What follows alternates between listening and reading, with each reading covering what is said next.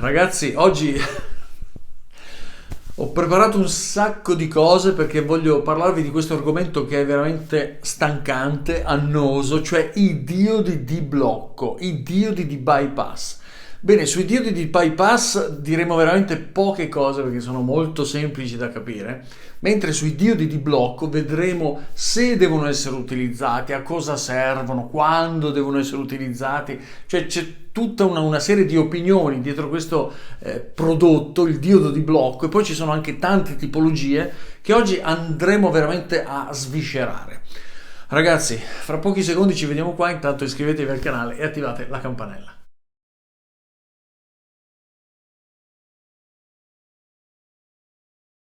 Ebbene ragazzi, iniziamo subito. Che cosa sono i diodi di blocco fisicamente? Quindi ho tre tipologie. Questo è quello, diciamo, classico, originario, cioè il diodo di blocco, è questo cilindretto, chiamiamolo così, dove dentro passa la corrente. Ebbene, ha una caratteristica: la corrente passa solamente in una direzione. Ragazzi, questo è un canale per tutti, quindi coloro che sono competenti attingano le informazioni dei competenti e coloro che sono principianti attingano le informazioni per i principianti.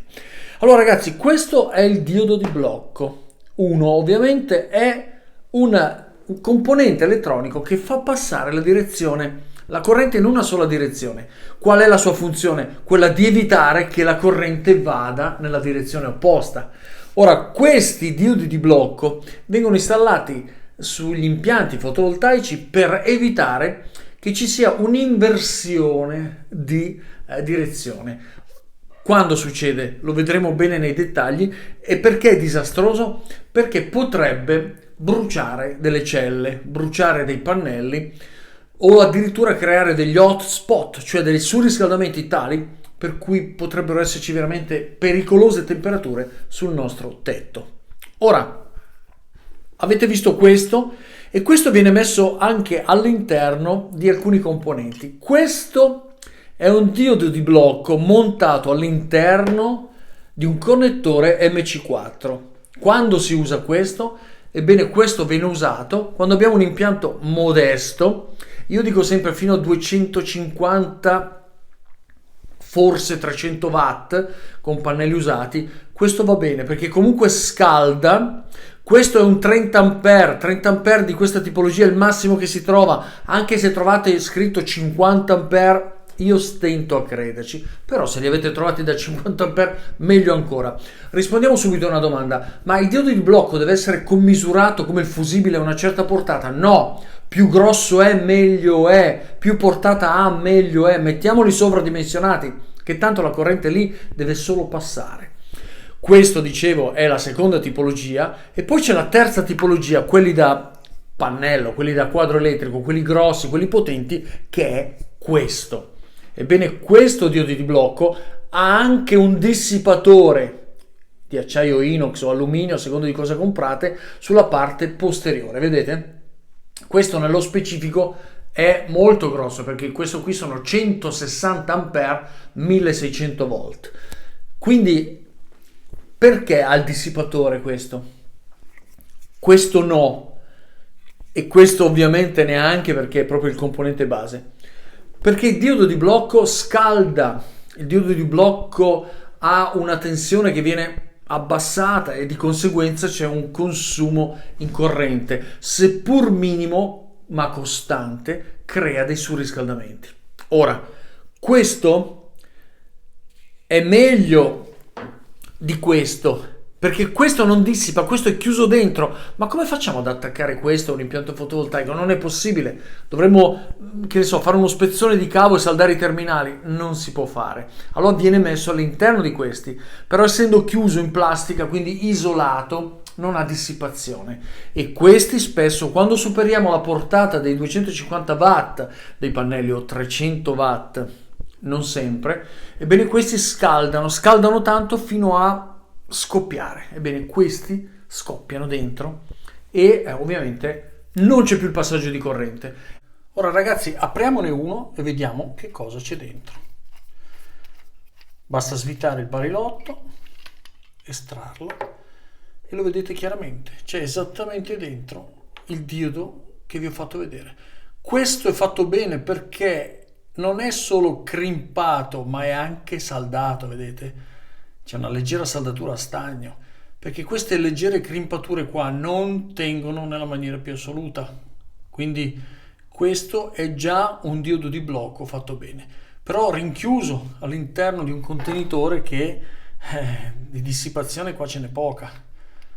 Ecco perché è importante calcolare tutte le varie portate. Ok? Ecco perché in questo video vedremo anche come verificare lo stato di funzionamento dell'impianto fotovoltaico. Ebbene, quando abbiamo invece questi diodi di blocco con dissipatori e quant'altro, ebbene questi hanno una portata, una potenza e quant'altro diversa. Questo è il primo dato che volevo identificare su questo video, cioè cos'è il diodo di blocco e la diversità. Parliamo subito di una cosa molto importante: non confondiamo il diodo di blocco col diodo di bypass. Che cos'è? Rispondiamo subito anche a un'altra domanda. Quindi se il diodo di blocco scalda, ne posso mettere due in parallelo così dividono la potenza? No, perché il diodo ha proprio questa caratteristica di scegliere solamente se stesso e non in compagnia di un altro quella che è il fluire della corrente. Quindi noi avremo due diodi in parallelo, uno solo si preleverebbe tutta la corrente che passa e l'altro rimarrebbe inattivo.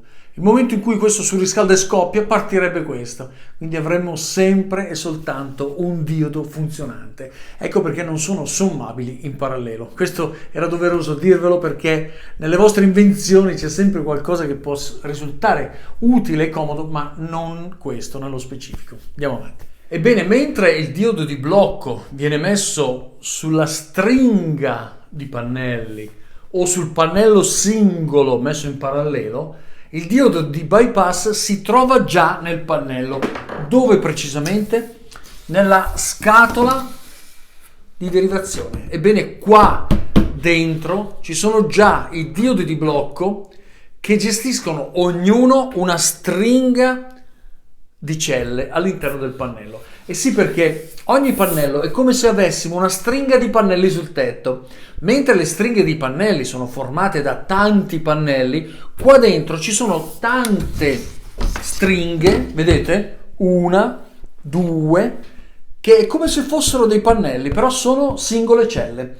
Ebbene, il diodo di bypass è molto più semplice del diodo di blocco, perché ha la funzione di evitare che gli altri pannelli vadano a gettare corrente all'interno di questo pannello surriscaldandolo.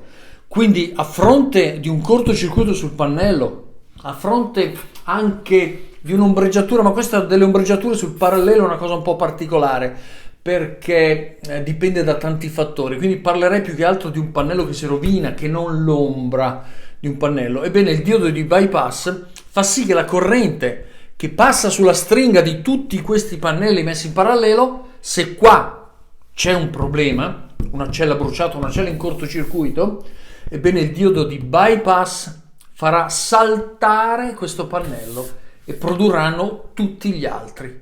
Se non ci fosse il diodo di bypass, questo potrebbe diventare una resistenza che assorbe, scottando, bruciandosi, facendo gli hotspot, che sono delle fusioni del vetro, delle celle, creando anche possibili incendi sul tetto. Ebbene, il diodo di bypass protegge la stringa eliminando un pezzo di pannello o tutto il pannello.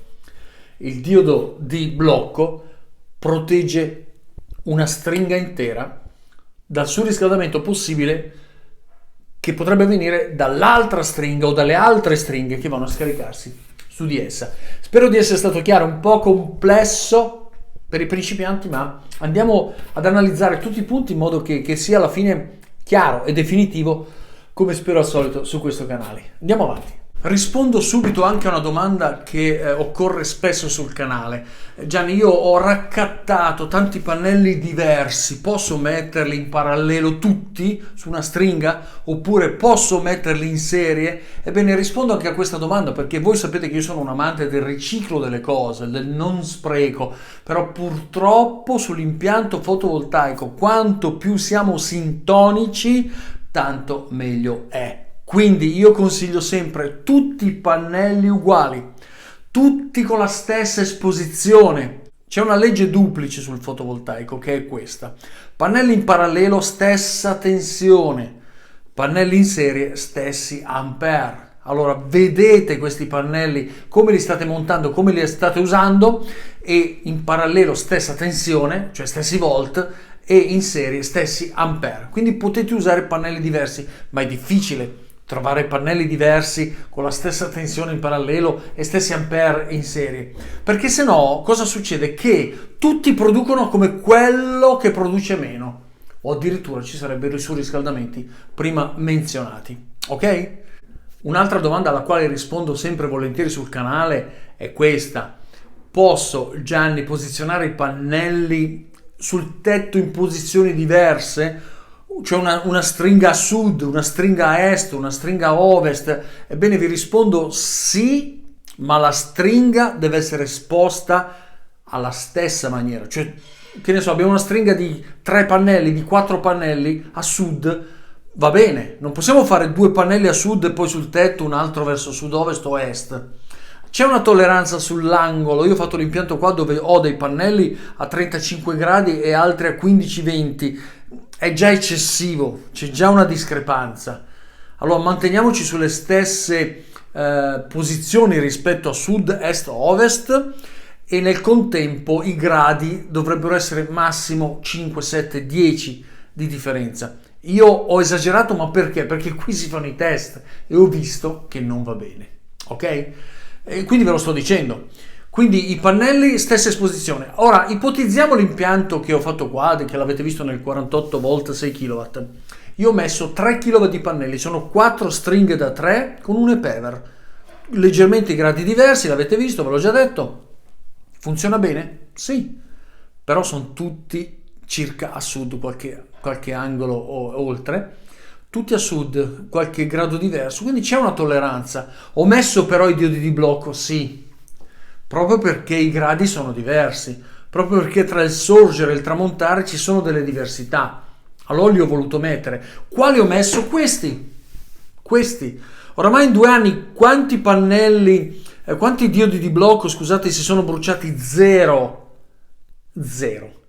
Si sono surriscaldati? Poco. Lo riconoscete un po' perché la carta bianca si va un po' a staccare. Se la vedete marrone, no, allora vuol dire che si sono veramente surriscaldati.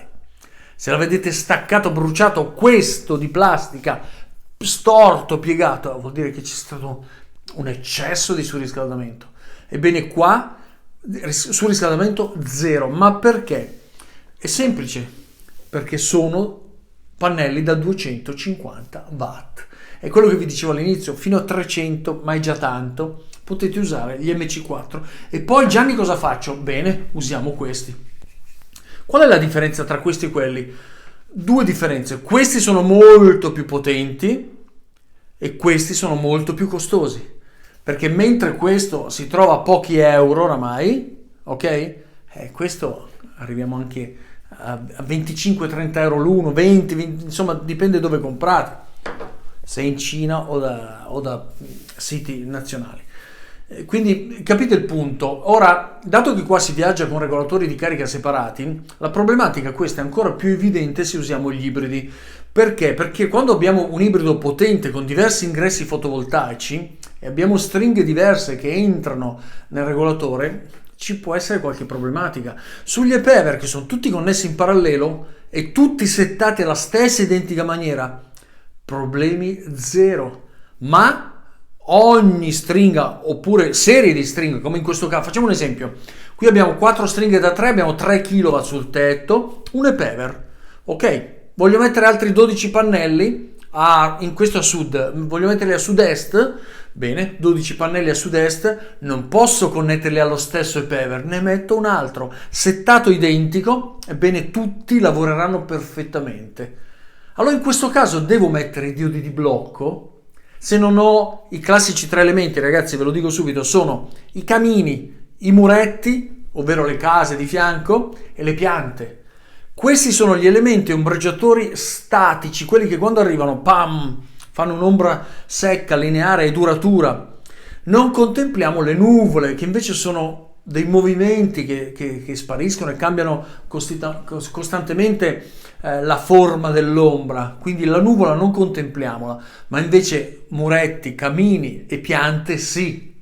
A questo punto, se io ho 3 kW con un e-Paver senza ostacoli, senza ombre, poi ho altri 3 kW a est con un altro e-Paver e altri 3 kW a ovest, quindi est, sud, ovest, ok? Anzi, citando la canzone nord, sud, ovest, est, ovviamente nord 0, ragazzi, non c'è produzione fotovoltaica a nord e non c'è produzione fotovoltaica oltre l'est e oltre l'ovest, soprattutto in inverno.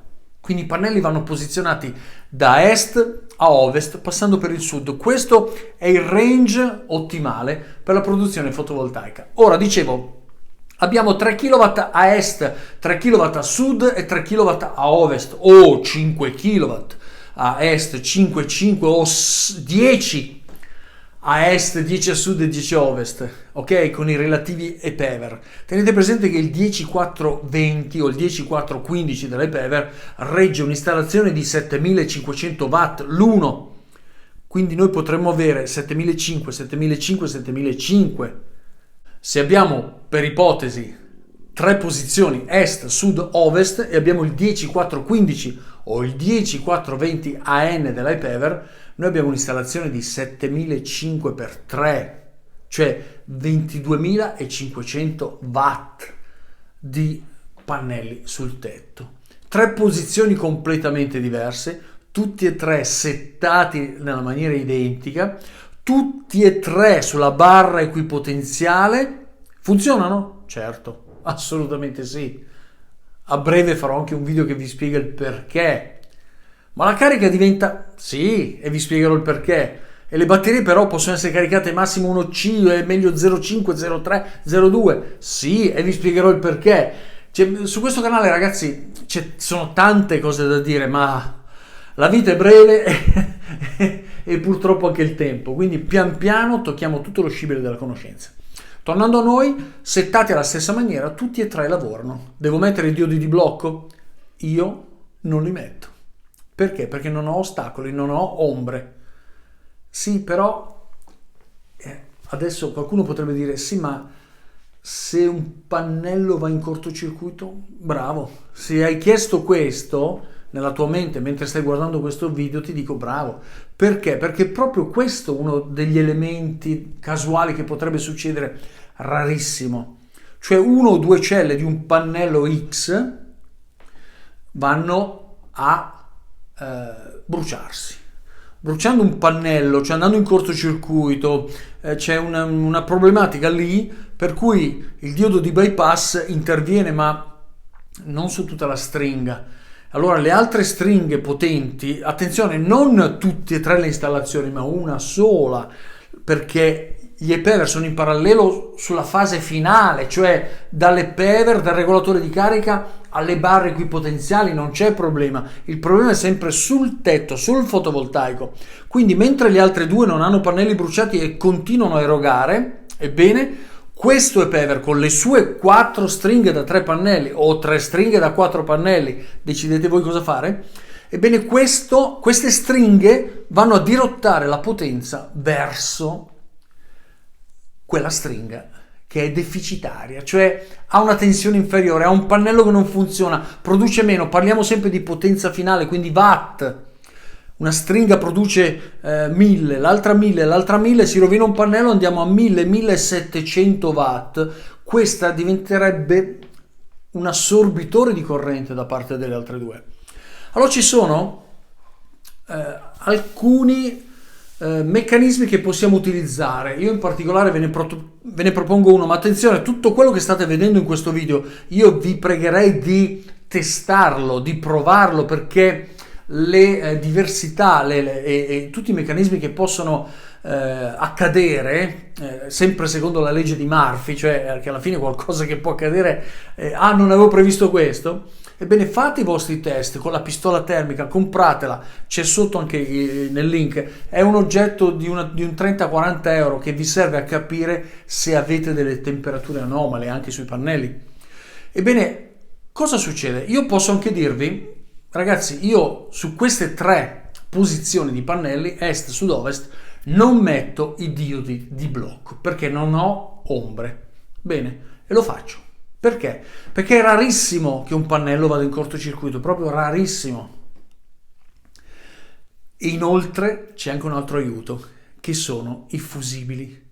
Ebbene, nel nostro combiner box, nel nostro quadro fotovoltaico, nella nostra cassetta IP65, quello che sia, ci sono i fusibili per ogni stringa che vanno al positivo, mentre i negativi sono sulla barra equipotenziale. Bene, il fusibile, se abbiamo pannelli da 13 ampere, voi sapete che una stringa ad esempio di 3 o di 4 o di 10 per chi usa gli ibridi, gli ampere rimangono sempre quelli, sono 13 ampere, sale la tensione.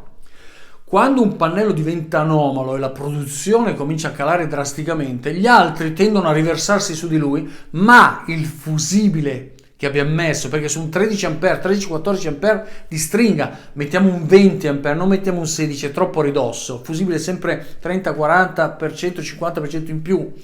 Ebbene, quando abbiamo un 20 ampere e abbiamo 4 stringhe, tutta quella potenza si riversa in quel pannello passando da quel fusibile, il fusibile, pam, salta e protegge la stringa. Quindi si interdice il passaggio di corrente verso l'assorbitore. Quindi già abbiamo anche i fusibili che fanno da protezione. Ecco che sintetizzo su queste stringhe in serie di queste tipologie, ognuno col suo EPEVER, tante stringhe, tanti pannelli, diodo di blocco io lo metto se ho camini, muretti, piante, punto. Ma ce l'ho solo all'alba? Fa niente. Ce l'ho veramente solo all'alba mezz'ora? Non lo metto perché ancora la produzione è bassissima, non andiamo a surriscaldare. Teniamo presente che i pannelli fotovoltaici e le stringhe hanno una tolleranza in surriscaldamento perché già d'estate scaldano tantissimo, quindi se c'è una dispersione temporanea su un'ombra all'alba e al tramonto e basta, può essere anche tollerata, ma come capite benissimo non c'è una legge comportamentale che può essere espressa in un video, ma ci sono i test ai quali vi spingo costantemente su questo canale. Avete visto quante volte cito la pericolosità, avvaletevi di esperti, quelli che volete voi non sono solo dei disclaimer, ma sono anche dei consigli perché mi dispiacerebbe se vi faceste male o se bruciaste qualcosa che costa. Detto questo, la scelta di posizionare il diodo di blocco è influenzata da tanti fattori di cui ve ne sto citando tantissimi. Andiamo avanti con altre nozioni veramente importanti. Un aspetto breve ma che voglio citarvi perché è importantissimo è la cosiddetta verifica del buon funzionamento dell'impianto. Non si può fare un impianto fotovoltaico e abbandonarlo a se stesso. Quando abbiamo messo diverse stringhe e ognuna passa da un fusibile, ebbene periodicamente, ogni mese, ogni 2 mesi, del resto è l'impianto fai da te che abbiamo fatto, non penso che ci dia fastidio andare a guardarlo, supervisionarlo, fotografarlo e divulgarlo sui vari siti, gruppi e quant'altro. Quindi possiamo fare tranquillamente una bella verifica. In cosa consiste? Bene, oggi vi parlerò di 2 verifiche. La prima è questa. Noi andiamo dove c'è il combiner box, il quadro fotovoltaico, e apriamo tutti i fusibili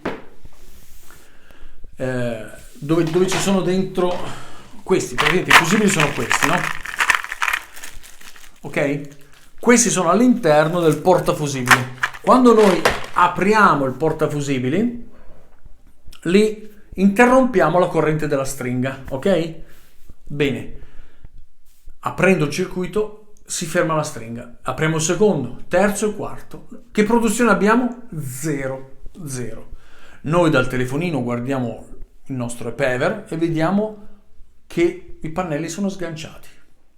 A questo punto agganciamo qui c'ho ve lo faccio vedere da qua, ragazzi, perché l'ho portato perché vi voglio spiegare anche qui due cose.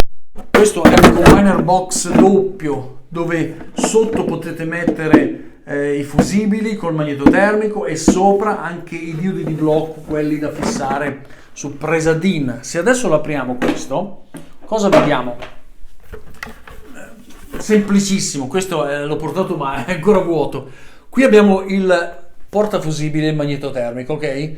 Innanzitutto dirò un'altra cosa. Qua vedete che non c'è lo scaricatore di sovratensione, va messo, ma dato che non è obbligatorio e la legge non obbliga a metterlo, ci sono tanti che questo cavo di terra che deve viaggiare chissà dove non lo mettono. Decidete voi, non è obbligatorio, lo volete mettere? Questo scarica le sovratensioni se lo mettete, non pensate che sia capace di scaricare un fulmine, perché se un fulmine vi cade sul fotovoltaico, buttate via tutto, ok? Questo comunque è stato discusso in altri video, non allarghiamoci troppo qua. Questo è il fusibile, io apro, bene, aprendo, vedete? Ci sono dentro anche i fusibili, scusate mi è caduto.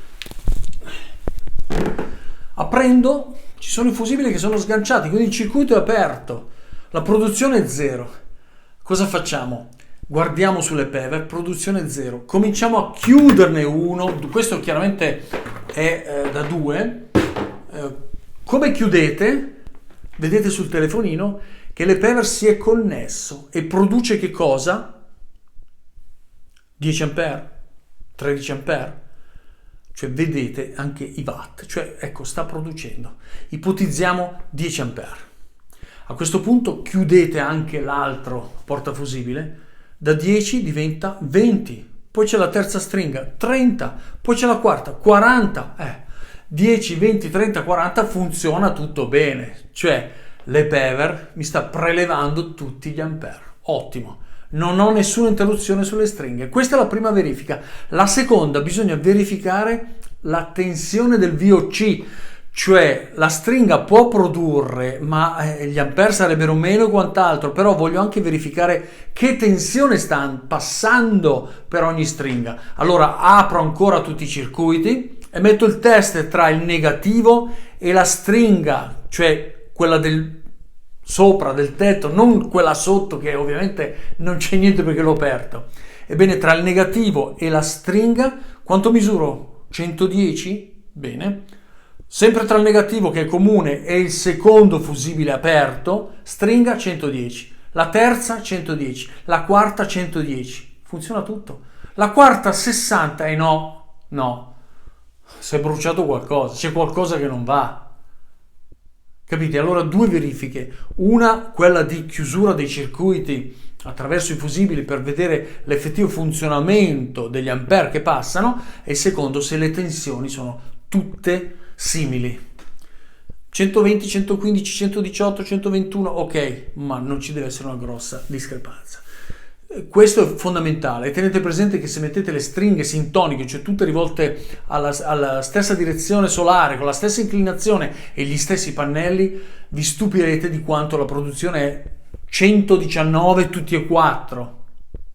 Ok? Ma se non è così fa niente, magari dei pannelli dove sono passati i piccioni a riscaldarsi quest'inverno appoggiandosi. Andiamo avanti ragazzi, spero che l'argomento sia interessante. Voglio anche rispondere ad alcuni amici del canale che mi hanno scritto: Gianni, io non vedo i diodi di blocco sul mio impianto che mi hanno fatto, oppure Gianni, in base a quello che mi hanno detto preferisco non metterli anche se ho delle ombre, che dici? I diodi di blocco, Gianni, non servono a nulla per mettermi questa schiettezza. Ebbene, a tutti questi cari amici del canale che scrivono in maniera così chiara, esplicita, e hanno questa loro sensazione, io rispondo a tutti in questo modo. Chi non ha messo i diodi di blocco, perché non li ha messi? Perché non avete ombre, ve l'ho già detto io prima. Perché ha paura che si brucino e poi devono sempre intervenire, e questo è un problema. Perché pensano che non siano fondamentali, è un'opinione. Quindi anche questo va valutato. Ci sono amici del canale che non mettono i diodi di blocco. Perché? Dicono una cosa anche logica, perché i pannelli hanno una tolleranza, l'ho citato io all'inizio. Cioè la tolleranza della stringa sull'assorbimento rispetto a un errato bilanciamento nella produzione è alta. Quindi possiamo anche pensare di non mettere i diodi di blocco. Qual è la situazione più drastica? È a fronte di un cortocircuito di un pannello interno, cioè 2-3 celle si bruciano dentro per chissà quale motivo, rarissimo, e allora il diodo di blocco lì ci salva la stringa. Come ce ne accorgiamo nel tempo, se non facciamo le verifiche periodiche e quant'altro, che le celle cominciano a diventare scure, a bruciarsi, a fondersi, a scoppiare, a spaccarsi per eccesso di temperatura, che può arrivare veramente a qualche centinaio di gradi, ok? E quindi ecco perché io dico il titolo di questo video è diodo di blocco, sì o no? Io dico sì, ma anche no. Quindi la valutazione vuole essere globale affinché ragazzi, come di solito su questo canale, andiate a capire nel vostro impianto specifico se vanno messi o no. Non esiste una linea guida. Se io ripeto una cosa che ho detto all'inizio, se io ho dei pannelli da 250 watt ma metto questo, 5 euro dalla Cina sono a posto. Se comincio ad avere pannelli da 500 watt o 400 watt devo mettere per forza questo. Se non ho ombre non metto niente. No, ma io lo metto lo stesso perché ho paura che uno si fonda. Certo, va messo. Allora questo è lo scopo di questo canale, questo è lo scopo di questi video. Andiamo avanti ancora. Un'altra cosa ragazzi, questo canale sta producendo tanti inventori e alcuni di questi mi fanno anche sorridere, mi lasciano un po' perplessi. Ovvero, quando parliamo di diodi di blocco, non parliamo dei diodi di raddrizzamento della corrente degli alternatori della macchina, che sono quelli cilindrici col pernino, quelli hanno un assorbimento, un calo di tensione esagerato, vanno a scaldare, sono diodi che assorbono corrente, tanta. Cioè, se pigliamo un volto su una stringa e lo andiamo a dissipare su un cosettino grande così, è ovvio che dopo 3 giorni è scoppiato tutto in pieno sole. Quindi usiamo solo i diodi per fotovoltaico. Adesso voglio farvi vedere attraverso la solita lavagnetta che cosa ho raffigurato qua in maniera molto semplice, molto capibile per tutti. Ragazzi, qua è un impianto fotovoltaico ed è il classico impianto fotovoltaico rappresentato sul mio canale, cioè le 4 stringhe da 3 pannelli, potevano essere anche 3 stringhe da 4 pannelli e questi pannelli possono essere 250 watt, cioè questo è proprio l'impianto che ho qui sul tetto. Ma se noi pigliamo qua i 500 watt, qui abbiamo 1500, 1500, 1500, 1500, cioè sono 6 kW di pannelli e quindi qua ci vuole un EPEVER 10, 4, 15, ok? Allora a questo punto in questa stringa vediamo che ci sono i 3 pannelli in serie, 3 pannelli in serie, 3 pannelli in serie, 3 pannelli in serie, ok? Questi sono messi in parallelo, vedete stringa parallela 2, 3 e 4 parallele sulla linea negativo e parallele sulla linea positivo. Ovviamente poi qua ci sono tutti i vari fusibili, questo è uno schema questo, che per farvi capire una cosa fondamentale. Questi, vedete, raffigurato da triangolo più trattino, questi sono i diodi, cioè la corrente va in una sola direzione, sono i diodi di, vi lascio un attimo per rispondere, blocco o bypass? Se avete detto bypass, avete detto giusto. Questi non li dovete mettere voi, sono quelli che sono già all'interno dei pannelli. Ovvero, se un pannello ha una problematica di cortocircuito o quant'altro, la linea va a saltare il pannello e continua così. Ok? Bypass. Questi ovviamente sono i diodi di blocco. Vedete che il diodo di blocco protegge tutta una linea. Attenzione, se non avessimo 3 pannelli ma ne avessimo uno solo, il diodo di blocco qua proteggeva questo rispetto a questo, questo. Ok? Anche qui decidete voi se metterli in parallelo o no. C'è chi dice no, c'è chi dice le ombre non vanno bene. Io dico sì, ok, ma se lo mettiamo evitiamo comunque un piccolo surriscaldamento e soprattutto se un pannello brucia va in corto, gli altri non si vanno a sfogare come se fosse una resistenza. Quindi diodo di blocco per ogni stringa. C'è un'anomalia, un'ombra, questo impedisce che queste potenze sommate tra l'altro 1500, 1500, 1500 quindi 4500 watt vadano a utilizzare questa stringa come scaricatore di potenza e lì becchiamo la cella più debole e andiamo veramente a buttargli kilowatt dentro questa piccola cella, capite? Questa è la configurazione, poi qua positivo e negativo e andiamo dove dobbiamo andare. Chiaramente qua vanno messi i fusibili, ok? Io chiaramente li metto sempre sul positivo, quindi andate a combinare questo in modo da ottenere l'impianto completo, ok? Questo proprio ci tenevo a farvelo vedere per far capire soprattutto ai nuovi. Il bypass è all'interno, sono diversi all'interno di ogni pannello a secondo delle stringhe del pannello, e il diodo di blocco invece riguarda il salvataggio di ogni stringa, ok? Posso mettere, visto che ho fatto questa cancellazione sul negativo, no? Posso mettere il fusibile sul negativo invece che sul positivo? Certo, e la rotazione è quella. Io scelgo il positivo secondo un concetto di interrompiamo il positivo, che l'ho ereditato dalle Piombo, ma sulle litio preferisco anche andare sui negativi oltre le Pever, perché il BMS, l'Elerix funzionano sui negativi, staccano i negativi, e quindi lascio positivo lineare su barre equipotenziale. Quante cose vi sto dicendo in questo video, poi rallentate, segnatevele, accumulate, fate lo screenshot di questo se volete capire bene tutte le cose. Andiamo avanti. Adesso ragazzi parliamo di tutti voi iscritti al canale inventori, e siete un entusiasmo unico, perché ragazzi a volte sento di quei commenti che mi fanno ridere, non perché sono stupidi, anzi sono intelligenti e dimostrano quanta inventiva c'è ancora qui dove viviamo, in questa nazione di appassionati, e su questo canale.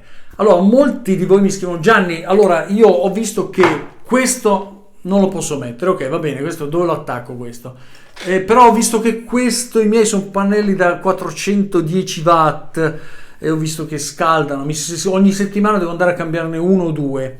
Allora ho deciso di mettere questi, e mi sono accorto quando mi sono arrivati che questi hanno un bel dissipatore posteriore inox. Che cosa posso fare? E alcuni si ingegnano. Ebbene, adesso, da questo video in poi, non consideratela più scuola, consideratela una sorta di comica, però che ha un suo valore, della realizzazione di quelle che io definisco come al solito le invenzioni di questo canale.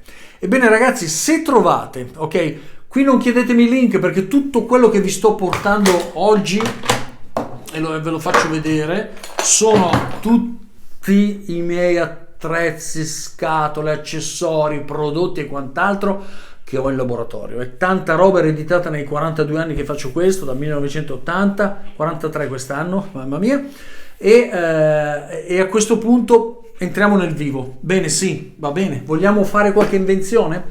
Io prendo una bella letta di raffreddamento, la vedete? Guardate che bella questa, è una letta, queste vengono fatte col zing zing zing e poi sollevate, vedete, molto dissipante questa, e guarda caso questa è della misura di questo diodo, guardate che bello.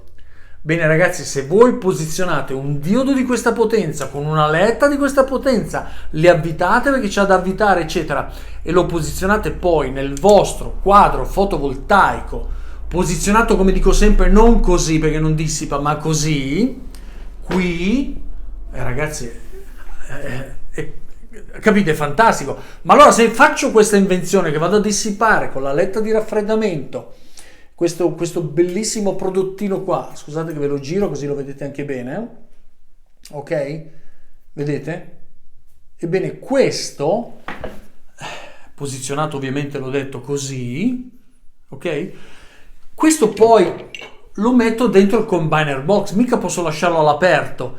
Sì, ma poi il combiner box va dissipato. Ho risposto ad alcuni amici del canale: sì, ma tu se hai 4 stringhe con 4 di questi con 7 kW di pannelli fotovoltaici o 10 e metti questi all'interno di questa scatola, ecco perché ve l'ho portata.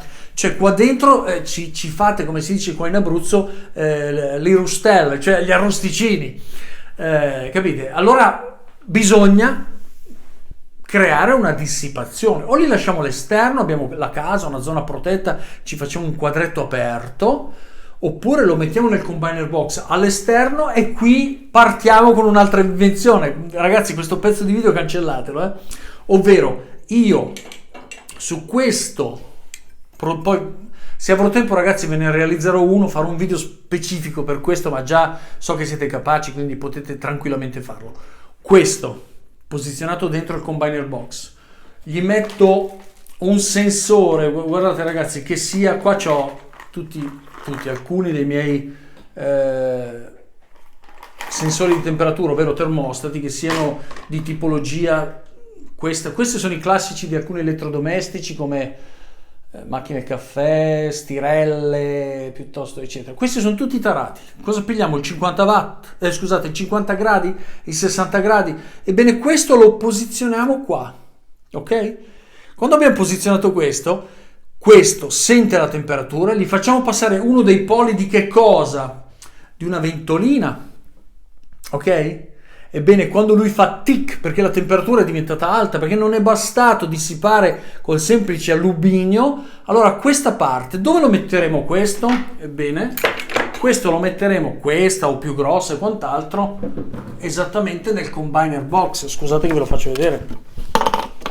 Cioè, qua sopra. Facciamo un buco appropriato. Ebbene, capite, il bello di questo canale è anche le invenzioni che si possono fare. Questa consuma veramente 0,5 watt. Messa qua sopra, va a prelevare tutto il caldo e lo va a buttare fuori. Ovviamente gli faremo dei fori da sotto affinché ci sia la salita, scusate, la salita termica. Qui non ho messo le viti, affinché ci fosse la salita termica che va a buttare fuori tutto il caldo. Ebbene, una ventolina così che pilotata dal sensore di temperatura fa partire se stessa e butta l'aria calda fuori. Ma poi non lo possiamo mettere sotto l'acqua con un foro e la ventolina qua sopra. Quindi cosa facciamo? Facciamo una copertura o mettiamo due ventoline di lato e gli facciamo un piccolo tetto di plastica. Ragazzi, ingegnatevi, ma sempre contemplando che i nemici del fotovoltaico sono... Ragazzi, oggi non ce la posso fare. I nemici del fotovoltaico sono le alte temperature e l'acqua. Quindi abbiamo messo la ventolina col termostato, le alette, il raffreddamento. Capite che qua siamo già entrati nel campo delle invenzioni.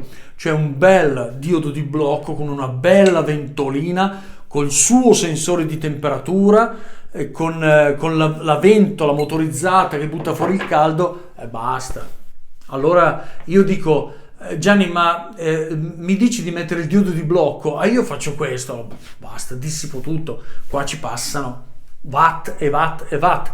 Teniamo presente che sia i fusibili, se sono sottodimensionati, che i diodi di blocco hanno un surriscaldamento proprio perché la corrente che passa deve passare attraverso strati sottili, c'è un abbassamento di tensione, c'è un'elettronica che deve funzionare. E ripeto questa cosa, se invece non avete ostacoli, niente diodi di blocco. Tetto libero, niente diodi di blocco. 3 PEVER, niente diodi di blocco.